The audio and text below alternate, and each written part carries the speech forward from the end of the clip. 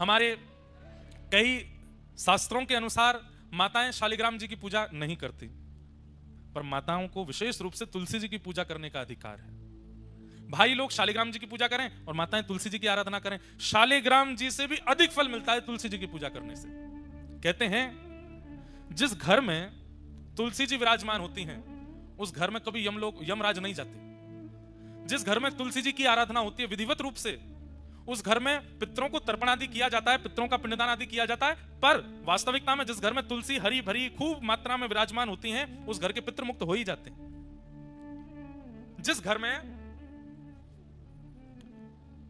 चंदन घिसने के बाद में तुलसी जी को थोड़ा सा, तुलसी जी की जो काष्ठ होता है या तुलसी जी का पत्र घिस करके चंदन में अगर मिला दिया जाए थोड़ा सा, और उसको ठाकुर जी को निवेदित किया जाए, फिर ठाकुर जी को निवेदित करने के बाद अपने अंग पर लगाया जाए, तो जन्म से लेकर के तुलसी अंकित चंदन लगाने तक, उस दिन तक जितने पाप बने सब नष्ट हो जाते हैं तुलसी जी का चंदन लगाने से। तुलसी जी के जो काष्ठ हैं, तुलसी जी की जो लकड़ी होती है, हमने परम पूजनीय प्रातः स्मरणीय श्री मलुकपीठ वाले महाराज जी को देखा, इतनी बड़ी तुलसी जी की काष्ठ एक रहती है उनके पास, उसमें नित्य अग्नि प्रज्वलित करते हैं और उस तुलसी जी के काष्ठ की अग्नि से 1000 दिए जलाते हैं महाराज जी नित्य संध्या में शाम को। तो हमने महाराज जी से पूछा, मैंने महाराज जी इसका क्या फल है? तो महाराज जी बोले तुलसी जी के काष्ठ से एक दिया प्रज्वलित करने से 1000 दिए प्रज्वलित करने का फल मिलता है। दिए प्रकट करते ही ठाकुर जी को जब अर्पित किया जाए ठाकुर जी बड़े प्रसन्न हो जाते हैं, पर तुलसी जी के काष्ठ से जब दिया जलाया जाता है तो एक दिया जलाने के 1000 दिया जलाने का फल, मतलब ठाकुर जी अत्यंत प्रसन्न हो जाते हैं। लेकिन महाराज जी 1000 दिए जलाते हैं नित्य एक तुलसी काष्ठ से, और इतने छोटे छोटे छोटे छोटे दिए 1000 दियों का एक इतना बड़ा बना लेते हैं, उसको प्रज्वलित करते हैं और फिर ठाकुर जी की आरती करते हैं उससे। ठाकुर जी इतने प्रसन्न होते हैं उससे।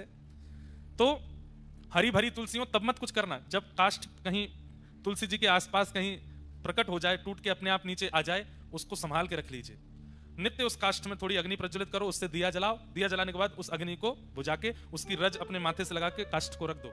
इतने प्रसन्न होते हैं ठाकुर जी उससे, प्रकट दिए से आरती करने से। अभी तो कार्तिक का महीना, हमारे यहाँ तो तुलसी जी से ही आरती करते हैं वृंदावन में, ठाकुर जी बहुत प्रसन्न होते हैं। तुलसी जी जिस गमले में लगी हो उसकी रज, तुलसी जी की रज लेकर के कभी कभी आप तिलक धारण कर सकते हैं, और वह तिलक धारण करने से शरीर में अगर कोई बहुत गंभीर बीमारी, और सबसे बड़ी बीमारी तो भैया आजकल बुद्धि में आ जाती है, विचारों की बीमारी, नकारात्मक बीमारी, शक पैदा होने वाली बीमारी, और सही बात है गलत मार्ग पर चलने वाले विचार चित्त में आने लगते हैं। तुलसी जी की रज अपने माथे से लगाने से और माथे पर रज लगा के ठाकुर जी की आराधना करने से विचार शुद्ध होते हैं। बड़ी महिमा है तुलसी जी की।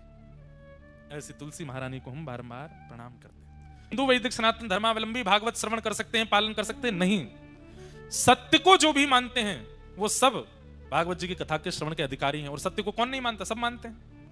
सत्य की आराधना, सत्य का पूजन, सत्य का वंदन, सत्य का अवलोकन सब करते हैं। इसलिए जो भी सत्य का आराधन करता है वो भागवत के श्रवण का अधिकारी है, भागवत के पालन का अधिकारी। जैसे कॉलेज यूनिवर्सिटी में एक नियम है कि इतने परसेंट मार्क्स आएंगे तो ही आपको एडमिशन मिलता है, या फिर किसी कंपनी में आपको हायर तब किया जाता है जब आपकी इतनी कैपेबिलिटी हो। ठीक वैसे ही श्रीमद् भागवत का कृपा अधिकारी कौन है? भागवत किसको कैपेबल मानती हैं भगवत प्राप्ति के लिए? ध्यान से सुनिए। बोले जो भी सत्य को पूजता है, जो भी सत्य का अवलोकन करता है, सत्य को अपने जीवन में धारण करता है, उन सबको भगवत दर्शन करने का अधिकार है। अब संसार में मुझे आप बताइए कौन है ऐसा जो सत्य का अवलोकन नहीं करता? सब करते हैं। इसलिए मतलब भगवत दर्शन का अधिकार सबको है, सबको है। हम सब सत्य पर जीते हैं, सत्य के लिए जीते हैं, सत्य से हमारा जीवन है, इसलिए हम सब भागवत के अधिकारी हैं। ऐसे परम सत्य को हम बारंबार वंदन करते हैं। इसलिए व्यास जी ने सत्य की आराधना की, सत्य को वंदन किया, सबको बता दिया जो भी सत्य की आराधना करता है सब भागवत श्रवण करके अपने जीवन में भगवत दर्शन कर सकते हैं। पृथ्वी को सबसे ज्यादा भार किसका लगता है पता है आपको? कोई शरीर से स्थूल व्यक्ति है, वजन ज्यादा है, उस व्यक्ति का भार पृथ्वी को नहीं होता। असत्य संभाषण करने वाला, असत्य का मार्ग अपनाने वाला, असत्य बोलने वाला, असत्य आचरण करने वाला व्यक्ति जब चलता है पृथ्वी को बहुत भार लगता है। इसलिए अनेक रूपों में सत्य को जीवन में आचरण में लाइए। सत्य हरि को प्रिय है। कई लोग कहते हैं महाराज जी संसार इतना चतुर बन गया है कि कभी कभी अपनी रक्षा के लिए और संसार में निर्वहन करने के लिए झूठ का आश्रय लेना पड़ता है। बात बहुत ध्यान से सुनिए। अगर आप असत्य का आचरण संसार में रहने के लिए करते हैं तो ठाकुर जी फिर अपनी दृष्टि हटा लेते हैं आपसे, बोले कि ठीक है, इसको लगता है कि ये अपना अपना पालन पोषण खुद कर सकता है, कब असत्य बोलना है कब सत्य बोलना है इसको पता है, तो अपने आप कर ले। लेकिन जब व्यक्ति सत्याचरण ले लेता है और मन में विचार कर लेता है कि मैं असत्य तो बोलूंगा ही नहीं, मुझे सत्याचरण ही करना है, तो फिर ठाकुर जी अपनी दृष्टि रखते हैं कि कहीं कोई व्यक्ति इसके साथ छल ना करे, कपट ना करे, इसके साथ बुरा ना करे। इसके लिए ठाकुर जी जिम्मेवारी उठाते हैं। क्यों? क्योंकि आप सत्य मार्ग को अपना चुके हो। राजस्थान में एक भक्त हुए, उनका नाम था, अभी बताता हूं देख के, इतने भक्तों की कथा होती है कि कभी कभी निकल जाते हैं चित्त से, और नाम तो हमें स्मरण में नहीं आ रहा पर उनकी कथा सुना देते हैं। हाँ, आ गया नाम, घाटम दास। क्या नाम था? घाटम दास। उनकी लीला कथा हमने कई बार सुनाई है कथाओं में, पर एक बात कितनी सुंदर है उनकी लीला कथा की, ध्यान से सुनना। तो राजस्थान में जयपुर के पास में आमेर एक जगह है, वहीं आसपास ही घाटम दास जी रहते थे। और आप पुस्तैनी चोर थे। कौन थे? पुस्तैनी चोर। पुस्तैनी चोर समझते हैं? अच्छा, हमें पहले ऐसा लगता था कि ऊंझा राजस्थान के इतना पास है, यहां पर गुजराती कम बोलते होंगे लोग लेकिन हमको कल पता चला, बोले महाराज जी यहां तो कोर गुजराती बोलती है, यहां तो सबसे ज्यादा गुजरात, और जो बोले एक प्रकार से मूल गुजरात, बोले उत्तर गुजरात है, यहां का प्रभाव उदयपुर तक है। उदयपुर तक भी थोड़ी थोड़ी गुजराती भाषा बोल लेते हैं लोग, समझ लेते हैं। बोले इसलिए यहां तो खूब धुआंधार गुजराती और बोलती है तो ऐसे गुजरात में हम आए हैं। तो घाटम दास जी पुस्तैनी चोर थे, मतलब पारिवारिक चोर। इनके दादा भी चोर थे, इनके परदादा भी चोर थे, इनके पिताजी भी चोर थे, इनके 5 पीढ़ियों से चोर थे। तो घाटम दास जी रोज रात्रि में बैठ जाते थे और अपने पुत्र को भी साथ में लेके जाते थे, छोटे से को, उसको भी सिखाना है चोरी कैसे होती है। तो आज कोई व्यापारी तो निकला नहीं, एक महात्मा निकले वहां से। तो अंधेरे के कारण घाटम दास जी को पता नहीं चला, इन्होंने तुरंत जाला फेंक करके महात्मा जी को बस में कर लिया, कब्जे में कर लिए। बाद में जब दिया जला के देखा तो महात्मा थे, तुरंत वो हटाया जिससे पकड़ते थे। बोले महाराज जी क्षमा कर दो। तो महात्मा जी बोले भाई ये सब क्यों करते हो तुम? बोले ये तो हमारा पुस्तैनी काम है, हमारे रोम रोम में, हमारे रग रग में चोरी है, क्योंकि हमारी 8 पीढ़ियां निकल गई, हम लोग जाने ही इसी के लिए जाते हैं, हम चोरी करते हैं, ये हमारा पेशा है, यही हमारा काम है। अगर कोई हमको दान पुण्य करके कुछ दे जाता है तो हमारे घर में भोजन जब बनता है तो उसमें स्वाद नहीं रहता, चोरी के भोजन में ही स्वाद आता है। चोरी का कपड़ा ही हम पहनते हैं, अगर बिना चोरी का कपड़ा पहने तो कपड़ा फट जाता है। हमारे यहां तो पुस्तैनी चोरी होती है। बोले चोरी तो हम नहीं छोड़ सकते, लेकिन महाराज जी आज आप हमें मिले हैं, संत कृपा हुई है, कुछ आप आज्ञा कर दीजिए चोरी छोड़ने के अलावा। चोरी नहीं छोड़ पाएंगे, और कोई आज्ञा आप कर दो। तो संत बोले अच्छा ठीक है, तो हम वैसे तो एक ही आज्ञा करते कि चोरी छोड़ दो, पर चोरी छोड़ दो ये आज्ञा नहीं कर सकते, उसके बदले 3 आज्ञा करेंगे। बोले हाँ मंजूर है, आज्ञा करो आप।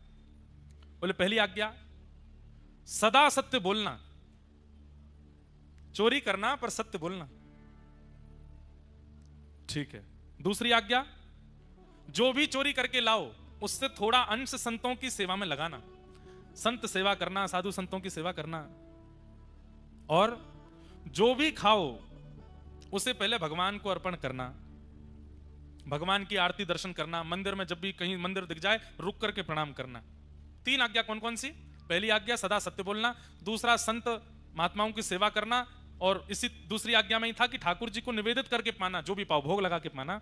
और तीसरा, कभी भी मंदिर दिखे, कोई स्थान ऐसा देव स्थान दिखे तो रुक करके प्रणाम करना, जो आज्ञा। ये 3 काम तो मैं कर लूंगा। वो ठीक है। अब धीरे धीरे घाटम दास जी चोरी में निपुण होते गए, संत कृपा से उनकी इतनी बढ़िया बढ़िया चोरी होने लगी, खूब धन हो गया उन पे। अब वो तो महाराज गुरुजी के आश्रम में जाते, भंडारा कराते, गुरुजी का आश्रम भी बनवा दिया, सब कुछ कर दिया उन्होंने। लेकिन एक दिन उनके मन में आ गया, बताइए गुरुजी की कृपा से मुझे सब कुछ प्राप्त हो गया, आज तक मैं पकड़ा भी नहीं गया, पर गुरुजी की जो प्रथम आज्ञा थी, सबसे पहली आज्ञा जिसके लिए मैंने मना किया, वही मैंने मना कर दिया कि मुझे मत आज्ञा करो, क्यों ना मैं चोरी छोड़ दूं। उनके मन में भाव आया कि अब मैं चोरी छोड़ देता हूं। धीरे धीरे उन्होंने चोरी छोड़ दी, लेकिन बेटे से कहा तू करता रहे, मैं छोड़ देता हूं। गुरुजी के यहां वार्षिक उत्सव होता था गुरु पूर्णिमा का। इस बार घाटम दास जी बोले कि अब इतना धन धान्य, बेटा इतना निपुण नहीं है, ज्यादा धन है नहीं घर में, गुरुजी के यहां कुछ लेकर के जाना है। आप लोग ये मत सोच लेना कि हम ऐसा कह रहे हैं कि गुरुजी के यहां जाने के लिए धन ना हो तो चोरी करके भी लेके जाया जा सकता है।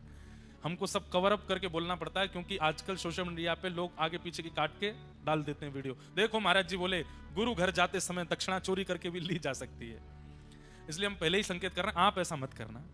तो घाटम दास जी बोले चोरी तो मैं करता नहीं, घर में इतना धन नहीं कि गुरु जी को दे सकूं। ठीक है, अब वयोवृद्ध तो मैं हो ही गया हूं, एक आखिरी बार चोरी कर लेता हूं गुरु जी को दक्षिणा देने के लिए। बोले क्या करें? बोले आखिरी बार कर रहे हैं तो बड़ी चोरी करते हैं, कोई छोटी मोटी नहीं। तो राजा एक श्वेत घोड़े पर बैठ करके घूमता है, जिस घोड़े की कीमत लाखों बताई गई। अगर वो घोड़ा मैं चुरा लूं राजा का तो मेरा काम बन जाएगा, उस घोड़े को बेच करके घर भी चल जाएगा, गुरु जी के यहां सेवा भी हो जाएगी। घाटम दास जी गए, एक सामान्य से घोड़े पर बैठ करके गए। जैसे ही राजभवन में प्रवेश करने लगे सैनिकों ने रोक लिया। कौन हो? घाटम दास जी बोले गुरु जी की आज्ञा है, सत्य बोलना है। चोर हूं। सैनिकों से बोले चोर हूं। सैनिक बोले बताओ, कोई चोर कहता है कि मैं चोर हूं? ये जरूर कोई राजा का निज सिपाही है। हमने पूछ लिया कौन हो तो बुरा मान गया, तो बोल रहा है चोर हूं। अब भैया बुरा क्यों मान रहे हो आप?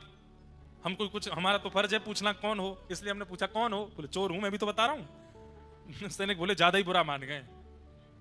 अच्छा भैया किस काम से आए? बोले चोर हूं, चोरी करने आया हूं। सैनिक बोले भैया हमें तो ऐसा लगता है ज्यादा बुरा मान के कहीं राजा से शिकायत करके हमको गेट खोलो जल्दी जाने। बोले भैया ठीक बुरा मत, जाओ अंदर जाओ। भीतर जाने दिया। घाटम दास जी बोले जय हो गुरुदेव, बड़ी कृपा, सत्य बोल रहा हूं फिर भी नहीं रोक रहा कोई। भीतर प्रवेश मिल गया। राजा के घुड़साल में गए, अपना घोड़ा छोड़ दिया, राजा के घोड़ा पे बैठे निकलने लगे। सफेद घोड़े पे बैठ के जैसे ही निकले, जैसे ही बाहर आए तो सैनिकों ने फिर देखा, बोले कि ये तो राजा का घोड़ा है। बोले बताया तो था चोर हूं, चोरी करने आया हूं, चोरी करके ले जा रहा हूं। अरे भैया तुम तो बहुत ही बुरा मानते हो, जाओ आप जल्दी जाओ, निकलो निकलो यहां से। भाई राजा नहीं भेजा होगा कि घोड़ा ले जाओ हमारा कहीं चिकित्सा कराओ, पर हम लोग ज्यादा ही पूछताछ कर लेते हैं। यहां थोड़ी देर बाद राजा निकला, मेरा घोड़ा कहां है? घोड़ा देखा तो मिला नहीं। हल्ला मच गया, राजा का घोड़ा कहां है? तो सिपाहियों, अरे वो आपका निज सिपाही लेकर के गया। बोले कौन सा निज सिपाही? एक आया था व्यक्ति, आके बोला कि हमने पूछा कौन, तो बोला चोर हूं। तो हमको लगा भाई चोर थोड़ी बोलता मैं चोर हूं, निज सिपाही होगा। वही काले घोड़े पे आया था, गोरा घोड़ा लेकर के गया। अरे तुमको तो बाद में देखूंगा। सिपाहियों को दौड़ाया, बोले पकड़ो उसको। घाटम दास जी घोड़ा लेके भाग रहे थे। बोले बड़ी कृपा गुरुदेव की, क्या आनंद हुआ है, बिना रोक टोक चोरी हो गई। लेकिन तभी एक मंदिर में घंटे घड़ियाल बज रहे थे। गुरुदेव की दूसरी आज्ञा थी, जहां कहीं भी मंदिर देखो रुक जाना। घाटम दास जी तुरंत रुक गए, बिल्कुल मन में चिंतन ही नहीं किया कि पीछे सैनिक आ रहे होंगे पकड़ लेंगे। गुरु की आज्ञा है, उसका पालन करना है। अपना घोड़ा बाहर बांध दिया। घाटम दास जी जैसे अंदर गए पूजा अर्चना करने, आहा गुरु आज्ञा का ऐसा फल, वो गोरा घोड़ा काला पड़ गया अपने आप ही। और यहां सैनिक आए, सैनिक देख करके एक बार तो आगे भग गए, फिर देखा, बोले कि ये घोड़े की कद काठी मुखमंडल तो वैसा ही है, लेकिन ये काला कैसे हो गया? अंदर देखा तो घाटम दास जी परिक्रमा कर रहे थे मंदिर की। बोले यही तो है वो चोर। पकड़ लिया सैनिकों ने। बोले तुम ही आए थे राजभवन में? बोले हाँ जी। क्या करने आए थे? बोले मैंने बताया तो था चोरी करने आया था। राजा का घोड़ा चोरी करके भागा।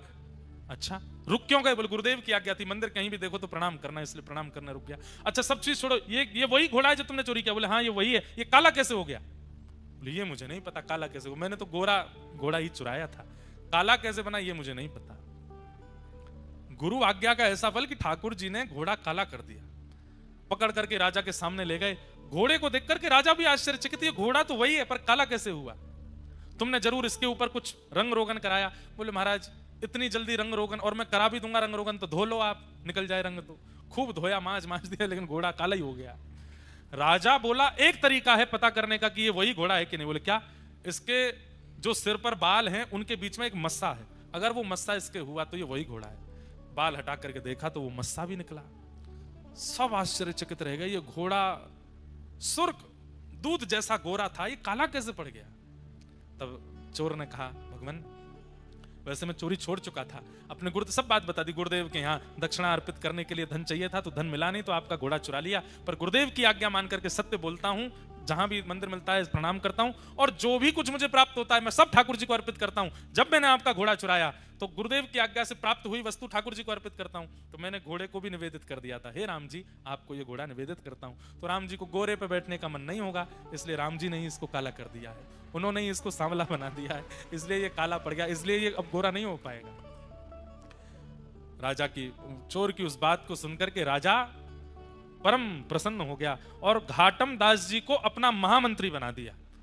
घाटम दास जी जो चोर थे वो उस दिन महामंत्री बन गए और खूब सारा धन धान्य लेकर के गुरुदेव के पास गए और चरणों में प्रणाम करके कहा, हे गुरुदेव भगवान, आपकी कृपा से देखिए ये घाटम चोर अब महामंत्री बन गया है, आपकी आज्ञा बस मान करके मैंने ये सब प्राप्त किया है।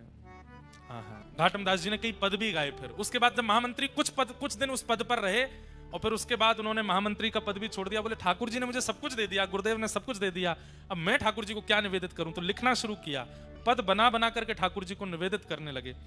उनका अब एक दो पद हैं। एक पद क्या है, पहले तो मैं यूं ही खाता, पहले तो मैं ऐसे ही खाता था, अब तो ना कर खावा छू, गल में माला माथे तिलक, थारे निमित्त लगावा छा, माने तो एता कर दीना, थाने की ना काई रे। मैंने तो आपके लिए इतना किया, आपने मेरे लिए क्या किया? ठाकुर जी से कह रहे हैं, घाटम दास जात को मीना, तारोगे के नाई रे।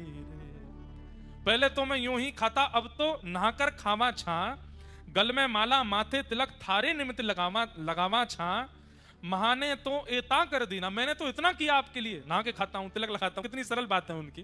ठाकुर जी कह रहे हैं इसको ये बहुत मानता है। बताओ, लोग हजार हजार वर्ष तक तपस्या करते हैं तब मेरा दर्शन नहीं होता, ये तिलक लगाना और केवल नहाने मात्र को मुझे गिना रहा है, कितना सीधा है। माने तो एता कर दीना, थाने की ना खाई रे, घाटम दास जात को मीना, तारोगे की नाई रे। मुझे तारोगे कि नहीं। इतनी सरल बात घाटम दास ने कही, तुरंत अपने हाथ में धनुष बाण लेकर के राघवेंद्र सरकार प्रकट हो गए घाटम दास के आगे, केवल तिलक लगाना और नहाने मात्र से। इतने प्रसन्न हो गए ठाकुर जी उससे। लुआरे घाटम दास, तेरी भक्ति पर हम रीझ गए।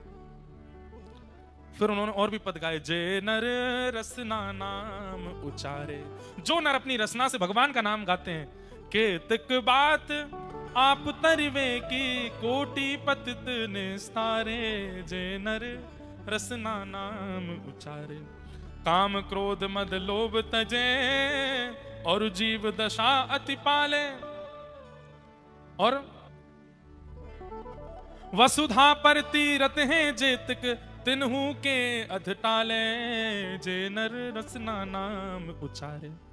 धरती पर जितने तीर्थ हैं उतने तीर्थ जाने का फल मिल जाता है किसको? जो व्यक्ति अपनी रसना पर भगवान का नाम सदा के लिए विराजमान कर लेता है। घाटम दास राम को परिचय, तिन्हू लोक उधारे। कितनी बड़ी बात कह रहे हैं। किसी पुलिस कर्मी से आपका संबंध है तो नाका पर अगर आपकी गाड़ी रुक जाएगी तो आप कह दो, ओ भैया वो पुलिस वाले भाई साहब हमारे चाचा लगते हैं, तो नाका खुल जाएगा, आपको आगे जाने दिएगा। बड़े मंत्री से आपकी पहुंच है तो कहीं भी आने जाने के लिए आपकी रोक टोक हो, मंत्री जी का परिचय दे दो, आपको सारे रास्ते खुल जाएंगे। लेकिन कहीं यमराज पकड़ने आ गए और आप कहो कैबिनेट मंत्री जी हमारे फूफा हैं, यमराज कहेगा ये देखा दंड पानी हूं मैं, मंत्रियों की चलेगी यहां पे।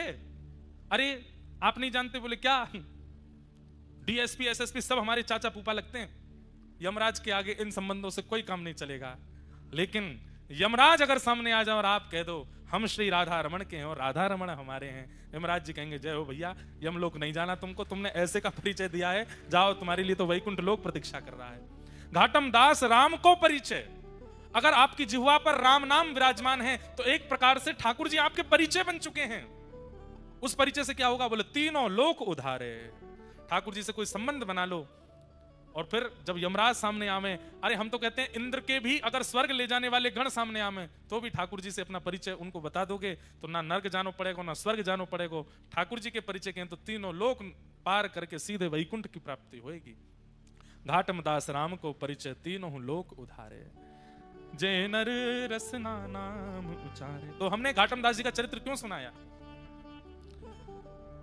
गुरु आज्ञा से केवल जीवन में सत्य ले आए तो ठाकुर जी घाटम दास की रक्षा करने लगे। झूठ नहीं बोलेंगे तो कैसे जिएंगे? ठाकुर जी अपना वरदहस्त और अपनी दृष्टि दोनों हटा लेते हैं। ठीक है तो फिर तू अपने आप ही रहे। लेकिन जो व्यक्ति सत्य आचरण करता है, छल कपट आदि सबको छोड़ देता है, भले ही जीवन में संकट आते हैं फिर भी सहता है, ठाकुर जी फिर अपना वरद हस्त रखते हैं, बोले इतना सह रहा है पर सत्य का त्याग नहीं कर रहा, छल का त्याग, कपट छल को अपने जीवन में नहीं ला रहा, यहाँ की रक्षा तो मोह करनी पड़ेगी, जैसे घाटम दास की ठाकुर जी ने रक्षा की। इसलिए भैया सत्य कौन है? ठाकुर जी का प्रथम स्वरूप है, और यहां पर वेद व्यास जी ने उसी सत्य को वंदन किया, सत्यम परम धीमहि। हमें पता है समय अधिक हो गया है, लेकिन हमें पता ही नहीं चला कि 11:15 बज गए। हमें तो इतना आनंद आ रहा है ऊंझा में कथा कहने में, खूब सुख मिल रहा है। हम 10-15 मिनट और थोड़ा कुछ कह लें, क्योंकि हमें पता ऊंझा के लोग तो टाइम के इतने पंचुअल है, कम से कम 100 लोग तो नेट 11:30 उठ गए, चाहे प्रसंग कितना भी बढ़िया चल रहा है, भाई 11:30 हो गए, जाना है, इतना ही टाइम है। कथा का देखो एक स्वरूप है, अपने समय से अगर कथा पूरी हो जाए तो समझो आज ठाकुर जी कथा में आए पर ने एक देर बैठ के चले गए, पर समय से ऊपर कथा जावे तो सोचियो ठाकुर जी बैठे हैं अभी भी कथा में और सबको देख रहे हैं, सब पर कृपा कर रहे हैं। इसलिए समय से ऊपर कथा जावे तो 7 ही दिन बार बार थोड़ी आएंगे। ऊंझा में तो जीवन भर रहना है, सुबह दुकानें तो जीवन भर खोलनी है, पैसा तो जीवन भर कमाना है, पर ये 7 दिन दोबारा नहीं आएंगे। इसलिए समय से अधिक अगर समय चला जाए कथा के विश्राम में तो आप लोग आनंदित होकर सुनिए बस, ठीक है। धर्म प्रोजित कई तवोत्र परमो निर्मत्सराणाम सतां वैद्यम वास्तव मत्र वस्तु शिवदम तापत्रयोन्मूलनम श्रीमद् भागवते महामुनि कृते किंबा परेरीश्वर सद्यो हृत्य वरुध्यते त्रिकृतभिः शुश्रूषुभिस्तत्क्षणात्। विषय, अधिकारी, संबंध और प्रयोजन, ये 4 बातें विशेष रूप से हैं। सबसे बड़ी बात, भागवत का विषय क्या है? धर्म प्रोजित कई तवोत्र परमो, सबके चित्त में जो परम धर्म को स्थापित करे। परम धर्म क्या है? जहां पर व्यक्ति अपने देह की चिंता ना करके अपनी आत्म की चिंता करता है। आप देह की चिंता करते हो तो सोते हो, देह की चिंता करते हो तो खाते हो, देह की चिंता करते हो तो टहलते हो, देह की चिंता करते हो तो सारी क्रियाएं करते हो। पर आप आत्मचिंतन करने लगोगे कि भाई मेरे भीतर जो विराजमान आत्मा है इसका उद्धार कैसे हो, इसका कल्याण कैसे हो, मेरे जीवन का साफल्य कैसे हो, मेरे जन्म लेने का कल्याण कैसे हो। जिस दिन ये विचारधारा चित्त में प्रकट होने लग जाएगी उसी दिन आप परम धर्म कर रहे हो। कथा सुनना देह का कर्म नहीं है, दैहिक कर्म नहीं है कथा सुनना। कथा सुनना, अब यहां पर कितने सारे बालक, कितने सारे लोग वो बैठे हैं। एक मुझे आज पता चला, एक माता जी सुबह 7 बजे आके बैठ गई, सुबह 7 बजे, कथा शुरू हुई रात में 8 बजे, 13 घंटे पहले पंडाल में आके बैठ गई। पूछा गया मैया इतनी जल्दी क्यों आ गई? तो भावुक होकर के बोली हम सूरत से आए हैं, बहुत दूर से आए हैं, भीड़ बढ़ जाएगी तो बैठने की जगह नहीं मिलेगी, इसलिए अभी से जगह पकड़ के बैठी हैं कि कहीं हमको बैठने को मिले कथा। अब 13 घंटे एक स्थान पर बैठना ये देह तो नहीं कर सकता, ये शरीर नहीं कर सकता। शरीर तो बहुत अभिमानी होता है। आप एक आसन में बैठने के लिए शरीर को अगर कह देते हैं तो शरीर आपसे बार बार आसन बदलवाता है, कभी पैर लंबे करवाएगा, कभी ऐसे करवाएगा, कभी ऐसे करवाएगा, कभी ऐसे करवाएगा। कई लोग ऐसे ऐसे सुनते हैं कथा, क्यों? शरीर उनका अभिमानी है और शरीर कहता है तू मुझे क्यों बैठा के रखा है, तुझे नहीं पता मुझे आराम कितना प्रिय है। तो फिर वो बेचारा एक आध बार देखता कोई सोफा खाली, हुआ क्या। कई लोग तो छोटे छोटे बच्चों, तुम तो युवा हो, नीचे बैठो, हमको बैठने दो ऊपर। क्यों? देह अभिमानी है। उस देह को कथा में भी लाते हैं तो वो व्याकुल ही रहता है, विचलित ही रहता है। पर जो व्यक्ति देह से नहीं आया, अपने आत्म कल्याण के लिए आया है, चित्त से आया है, उसको एक कोना भी मिल जाएगा ना, बस स्वर आना चाहिए कान में, नेत्रों से दिख जाने चाहिए महाराज जी व्यासपीठ, बस वो वहीं से ही प्रसन्न है। कितने श्रोता ऐसे हैं वो पिछले 2-2.5 साल से हमारी हर कथा सुन रहे हैं, मुझे हर कथा में दिख जाते हैं, पर कभी मिलने नहीं आते, कभी समीप नहीं आते, कभी फोटो नहीं खिंचाया होगा, कभी कुछ नहीं। इसका मतलब ये नहीं कि उनमें प्रेम नहीं, पर प्रेम है। कैसा प्रेम है? बस हमें बस कथा मिल जाए, जीवन उपयोगी बात समझ आ जाए, प्रिया प्रियतम की लीला सुन लें और बस उसी में ही आनंद है। ऐसे व्यक्ति आत्मा से कथा में आते हैं, उनको देह सुख नहीं है। तो कथा सुनना ये देह सुख नहीं है। देहाभिमानी व्यक्ति कथा नहीं सुन सकता। और कई बार देह अभिमानी व्यक्ति आ भी जाते हैं कथा में, पर उनके पूर्व के ऐसे संचित पुण्य कर्म होते हैं कि उनको ही नहीं पता चलता कि हमने 3 घंटा 4 घंटा कैसे सुन ली कथा। 4 घंटा होने के बाद उनको याद आता, अच्छा हम कभी नहीं बैठने वाले व्यक्ति हैं, आज कैसे बैठ गए हम। क्योंकि कथा शरीर के लिए भी नहीं होती, कथा आत्मा के लिए ही होती है। कान नहीं सुनते आपके, शरीर नहीं सुनता। आप यहां से बाहर जो कुछ भी सुनते हैं कान सुनते हैं, यहां से बाहर जो कुछ भी सुनते हैं मन सुनता है, बुद्धि सुनती है, पर कथा तो आत्मा सुनती है।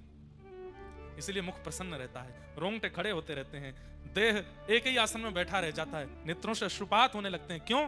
वर्षों बीत गए, अब जाकर के आत्मा को प्रसाद मिल रहा है, आत्मा को वो मिल रहा है जो उसकी आवश्यकता है। कथा विश्राम होते ही कितनी जगह मूर्छित हो जाते हैं लोग, बेहोश हो गए, गिर पड़े। क्यों? अनकॉन्शियस हो गए। आत्मा बोली अब मैं कैसे जीऊंगी, अब तू मुझे फिर से विषयों में ले जाएगा, फिर से शरीर के द्वारा विषय भुगवाएगा। इतने दिनों तक इतनी सुंदर लीला चर्चाएं सुनी, अब फिर से मुझे विषय वार्ताओं में जाना पड़ेगा। आत्मा व्याकुल हो जाती है। तो धर्म प्रोजित कई तवोत्र परमो, परम धर्म क्या है? जिस दिन आप देह की चिंता छोड़ करके आत्मचिंतन करते हैं और इसका कल्याण का विचार करने लगते हैं। हर जन्मदिन पर चिंता करो। कितने साल के हो गए? 28 साल के हो गए, 29 साल के, 30 साल के हो गए, 100 साल का जीवन मिला, 30 साल तो खत्म हो गए। कितने बचे? 70 बचे। अब 70 भी पूरे कोई जी नहीं पाएंगे हम, हमें पता है। 60 के बाद तो बस व्यवस्थाएं देखो, अब कब जाना हो जाए पता नहीं है, अब आजकल कुछ पता नहीं है, इतनी लंबी आयु तो है नहीं। तो 60 के बाद तो प्राण निकल कभी भी जा सकते हैं। स्वाभाविक मृत्यु 70-80 के बीच में आजकल हो रही है सब लोगों की। मूल रूप से देखा जाए तो आप 20 साल के हो गए, 25 साल के हो गए, तो आपके पास में अब शेष केवल 30 साल हैं। हजार सालों में जाकर के भगवान दर्शन नहीं देते। मेरे पास केवल 30 साल बचे हैं और मुझे भगवत प्राप्ति करनी है। इस देह में व्यवस्थित आत्मा का कल्याण करना है, उसको निवृत्त करना है ताकि वो पुनर्जन्म ना लेवे। आद्य गुरु शंकराचार्य भगवान कहते हैं मानव का एक ही उद्देश्य होना चाहिए, ऐसे कर्म करे कि दोबारा पृथ्वी पर ना आना पड़े। पुनरपि जननम पुनरपि मरणम पुनरपि जननी जठरे शयनम, बार बार मातृ गर्भ में आना, और क्या पता अगला जन्म कहां हो। इसलिए इसी जन्म में अब शेष जीवन जो है वो ठाकुर जी को अर्पित करके, भगवत कथा श्रवण करके, भगवत वार्ताओं में रह करके, भगवत जनों का संग करके, भगवत लीलानु कथा में अपने आप को ओतप्रोत करके व्यतीत करना है। ठाकुर जी श्याम सुंदर को हम प्राप्त हो जाएं। ये विचार जिस दिन आपके चित्त में आ जाए, उसी दिन आप धर्म से ऊपर उठ के अब परम धर्म कर रहे हो। क्योंकि अब आपको अपने अंदर विराजमान उस आत्मा की चिंता हो गई, उसके कल्याण का निवारण करना है। और भागवत धर्म से व्यक्ति को परम धर्म सिखाती है, मतलब देह सुख से आत्म सुख की ओर ले जाती है। इसीलिए भागवत का ये विषय है, धर्म प्रयोजित कई तवोत्र परमो। इसके लिए सबसे पहले त्याग क्या करना पड़ेगा कि आपके चित्त में आत्म कल्याण की भावना प्रकट हो जाए। उसके लिए सबसे पहला आपको क्या करना पड़ेगा? तो निर्मत्सराणाम सताम, दूसरे के सुख के प्रति जो आपके चित्त में ईर्ष्या होती है उसका त्याग करना पड़ेगा। किसी की भी उपलब्धि देखो, किसी के भी बारे में सुनो, किसी की भी प्रशंसा सुनो, सब सुनकर के आपके चित्त में आना चाहिए तेरा मंगल मेरा मंगल सबका मंगल हो रे। हे ठाकुर जी आप सबका मंगल करो। मुझे बहुत प्रसन्नता है कि वो व्यक्ति करोड़ों कमा रहा है, मुझे बहुत प्रसन्नता है उसका ब्याह बहुत अच्छे घर में हो गया, मुझे बहुत प्रसन्नता है वो व्यक्ति उपलब्धियों को प्राप्त कर रहा है। अब मुझे ईर्ष्या नहीं होती किसी से कि मुझसे कोई आगे निकल गया ना, सबसे प्रसन्न हूं मैं। ये जीवन में जिस दिन स्थिति बन गई आपकी, उसी दिन आप आत्म कल्याण के मार्ग पर आ जाओगे। और जब तक ये प्रतिस्पर्धा लगी हुई है, इसको मुझसे ज्यादा कैसे मिल गया, ये मुझसे आगे कैसे गया, इसको ये कैसे हुआ, इसकी इतनी प्रशंसा मत करो, मैं जानता हूं अंदर से वो कैसा है, ये सब भावनाएं, ये आत्म कल्याण में बाधा है। यहां पर काम का नाम नहीं लिया, क्रोध का नाम नहीं लिया, लोभ का नाम नहीं लिया, यहां पर नाम लिया ईर्ष्या का। इसका मतलब क्या है? काम क्रोध लोभ से भी ज्यादा बड़ा दोष यदि कोई है तो वो ईर्ष्या है। और एक बात बोल दूं, पंडाल में बैठे हर व्यक्ति में, मुझमें भी किंचित ईर्ष्या तो है। इसलिए ठाकुर जी से हम वंचित हैं। हम तो हर कथा कहने के बाद में अपने चित्त से कहते हैं कि ये ईर्ष्या दोष कम हो, ये दोष कम हो, और होता भी है। ठाकुर जी की कृपा से सत्य बता रहे हैं। ऐसा नहीं है कि हमसे सब प्रेम करते हैं, कई लोग हमसे भी ईर्ष्या करते हैं और हमें कोई आके बताता है आपके बारे में कोई ऐसा कह रहा था। अब भगवत कृपा से उनमें भी गुण ही दिखते हैं, कोई बात नहीं, अच्छा है, सब प्रेम करने वाले हो जाएंगे। ज्यादा मीठा खाएंगे तो शुगर हो जाएगी, एक आध करेला भी जीवन में आना चाहिए, ऐसी भावना चित्त में आती है। और यही सावधानी का काम है, क्या? ईर्ष्या ना हो किसी के भी प्रति, सबके प्रति प्रेम भाव, सबके प्रति मंगल भाव। तीसरी बात, जैसे ही आप सबसे ईर्ष्या करना बंद कर दोगे, लेकिन प्रयास तो कर रहे हैं, लेकिन ईर्ष्या छूट नहीं रही है। आपने प्रयास तो किया, आज सुनने के बाद मेरे बगल वाले दुकान वाले से मुझे ईर्ष्या होती है, लेकिन आज महाराज जी कह रहे हैं कल उससे ईर्ष्या नहीं करूंगा मैं। लेकिन कल जाते ही उसको देखते ही फिर से आई, दाढ़ी का गिर जाए, इसका पाम टूटे, फिर से ईर्ष्या आई। तो अब क्या करें? अब इस ईर्ष्या दोष को कैसे निकाला जाए चित्त से? तो अगली आज्ञा करते हैं, वैद्यम वास्तव मत्र वस्तु शिवदम। ठाकुर जी को अपना संबंधी बना लो, ठाकुर जी से कोई प्रगाढ़ संबंध स्थापित कर दो और नित्य ठाकुर जी से उस संबंध का निर्वहन करो। जैसे ब्याह होने के बाद में अब आपकी अर्धांगिनी है, पत्नी है, पत्नी के साथ आप व्यवहार रखते हैं, बच्चे हो जाने के बाद फिर आपकी एक जिम्मेवारी बढ़ जाती है। ऐसे ही ठाकुर जी से एक संबंध बनाओ और कल से ही उस संबंध का निर्वहन करो। अगर ठाकुर जी सखा हैं तो मित्र के साथ कैसे रहते हैं वैसे रहो। मित्र के साथ सबसे पहला स्वरूप। अच्छा, एक और बात, अब मित्र के साथ तो हम बहुत सारे व्यवहार करते हैं, वो सारे व्यवहार आप ठाकुर जी के साथ नहीं कर सकते। एक मूल रूप से विशेष व्यवहार क्या है जो आप मित्र के साथ करते हो कि आप अपने मन की सारी बातें उसको बताते हो। ये बात ठाकुर जी से करो, सब बताओ। सुबह उठते ही स्नान ध्यान करके, जय जय ठाकुर जी आनंद में हो, चकाचक कहाँ पाओगे आज बाल भोग में, चलो बनवा के लाऊं, मैया से परांठे बनवाए, ठाकुर जी को भोग लगाए हो, चकाचक जल्दी पाए लो, फिर आपको प्रसादी मैं पाऊंगा। सखा है ठाकुर जी। खूब प्रेम से पाने के बाद फिर ठाकुर जी से कहो, आज मैं यहाँ जा रहा हूँ, आज मुझे सुबह वहां जाना है, उस व्यक्ति से मिलना है, फिर उसके बाद वहां जाऊंगा, वहां से आऊंगा, फिर घर आऊंगा, फिर राजभोग पाने आऊंगा, दोपहर का भोजन, तब आऊंगा आपसे मिलने। आप भी चकाचक जाओ और सुनो, ऊंझा में वहां चले जाना, पास में बिंदु सरोवर उधर चले जाना, ठाकुर जी से ऐसे वार्ता करो, निकल जाओ अपने काम पे। लौट करके घर आए, फिर सब बताओ आज कहां कहां गए, किस किस से मिले। एक सखा के प्रति जैसी आपकी स्थिति रहती है, बैठ के ठाकुर जी के कक्ष में, आज उससे मिले, उसने बहुत गलत किया मेरे साथ, पर कोई बात नहीं ठाकुर जी, सब बढ़िया है, उससे मिले, उसके साथ ऐसा हुआ, वहां ऐसा किया, सब बता दो ठाकुर जी को। अपने सखत्व का निर्वहन। कई लोग क्या करते हैं, हम ठाकुर जी को सखा मानते हैं, तो अब सखा के गले में गलवैया डालते हैं तो ठाकुर जी के ऊपर हाथ धर के बैठे हैं। सखा के साथ में कान पकड़ लेते हैं तो ठाकुर जी, ये सब नहीं, ये अधिकार ठाकुर जी दें तब करिएगा। प्रारंभ में तो केवल आप इतना ही करो कि अपने मन की सब कहो। रसिक प्रीतम हित चित की बातें, श्री गिरधारी जी सो कहिए, तलहटी गोवर्धन की रही है, गोवर्धन की रही है, तलहटी गोवर्धन की रही। अरे कहां तक कहीं ये तक बता के जाओ जेब में कितना रुपया लेके जा रहे हो। ठाकुर जी को आके फिर बताओ, आज तो सब खर्च है गो मेरो, सब लुट गयो मेरो। हर दिन ठाकुर जी को आप ये हम नहीं बोल रहे, आपको लगेगा ये तो बालक है, इसकी बात हम क्या माने। हमारी भारत भूमि में प्रकट हुए श्री स्वामी राम सुखदास जी महाराज, उन्होंने इस नियम को बताया। स्वामी जी श्री राम सुखदास जी महाराज कहते हैं, घर से निकलने से पहले ठाकुर जी से बात करके जाओ, घर में आने के बाद ठाकुर जी से बात करो, अपनी पूरी दिनचर्या बता दो ठाकुर जी को, किससे प्रेम हुआ, किससे बात हुई, किससे लड़ाई हुई, किससे झगड़ा हुआ, किससे क्या, सब बता दो। अब क्या है, आप सुबह बता करके गए हो ठाकुर जी को, तो ठाकुर जी को सब पता है कहां कहां जाने वाले, वहां वहां जो भी असद होने वाला है सब सद हो जाएगा, क्योंकि ठाकुर जी को पता है। ठाकुर जी, हम लोग कब याद करते हैं ठाकुर जी को, जब पेपर देने जा रहे होंगे तभी याद करते हैं, ठाकुर जी आज एग्जाम में बढ़िया करवा देना, आज हमारा एंट्रेंस से बढ़िया करवा देना, आज हमें देखने वाले आ रहे हैं, पास करवा देना हमारा ब्याह पक्का करा देना, आज पहली बार लड़के वाले से मिलने जा रहे हैं, लड़के से मिलने जा रहे हैं। बस इन्हीं बातों में क्यों याद आते हैं ठाकुर जी, हर बात में याद। पानी पूरी खाने जा रहे हो, बता के जाओ, ठाकुर जी पानी पूरी पाने जा रहे, बाहर का आप तो पाते नहीं हो, हम पाके आएंगे, घर पे किसी दिन आपके लिए बनवा देंगे। अरे ये छोटी सी भक्ति का स्वरूप है, यहीं से प्रारंभ करो, ठाकुर जी से संबंध बना लो। इससे होगा क्या, आपके चित्त में जितने भी दोष है ना, धीरे धीरे ठाकुर जी उनको नष्ट करने लगेंगे। जैसे आपने ठाकुर जी से कहा, एक मेरा मित्र है, उससे कल मेरी लड़ाई हो गई, आज मैं जा रहा हूं उसको जवाब दे के आऊंगा, तो जैसे ही आप क्रोध में ठाकुर जी को बताओगे कि मैं उससे लड़ने जा रहा हूं, तो ठाकुर जी चित्त में शीतलता ले आएंगे।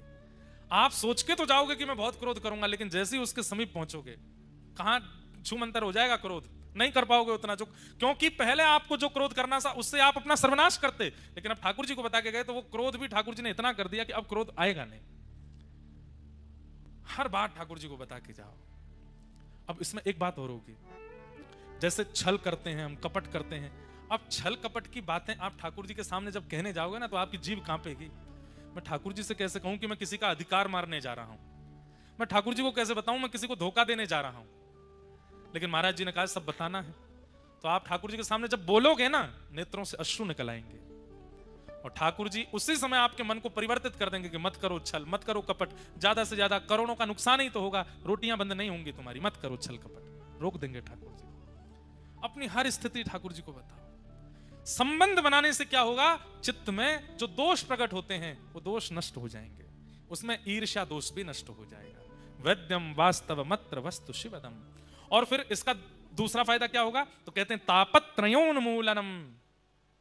जीवन में जितने भी ताप संताप हैं, धीरे धीरे धीरे धीरे ताप संताप तो जो प्रारब्ध में है वो आएंगे, पर उनसे होने वाली पीड़ा आपको नहीं सताएगी, आप उसमें प्रसन्न रहने लग जाओगे, उसमें आनंदित होने लग जाओगे।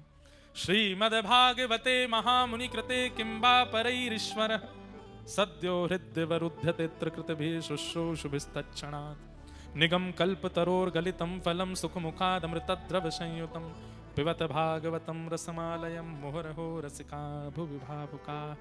ऐसे भागवत जी के इन तीनों मंगलाचरणों को हम प्रणाम करते हैं।